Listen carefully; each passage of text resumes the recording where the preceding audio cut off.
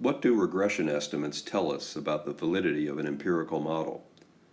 Suppose I am estimating a demand equation with y, the logarithm of quantity, x1, the logarithm of price, and x2, the logarithm of the price of a good related to the good in question.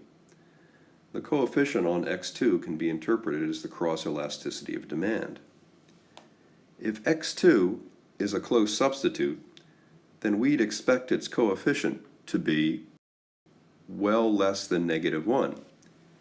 If it is a weak substitute or unrelated, then it should be closer to 0.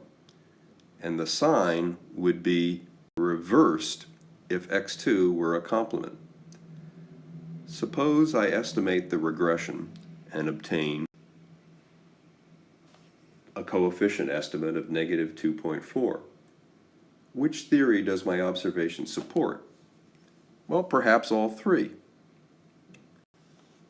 I will argue that if we can view the error term as generated by a random process, then a regression slope coefficient b must be generated by a random process.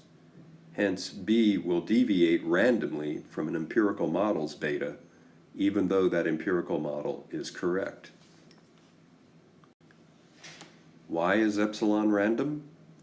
My claim is that for any one observation I, y deviates from the y hat predicted by the empirical model because of an infinite number of j idiosyncratic factors, no one of which has a discernible impact on y. With perfect information, we could trace out the impact of these factors, just as we could trace out the impact of the billions of air molecules whose impact on a dust mote determines its path as it glides through a room.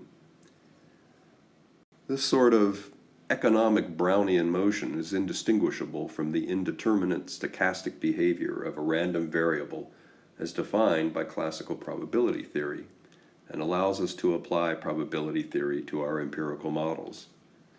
Randomness, then, emerges from the uncertainty determined by our ignorance, and this ignorance allows us to apply the principles of statistical inference to evaluating the consistency of our empirical models with the patterns of economic behavior we observe in our data, to falsify or find support for our theories.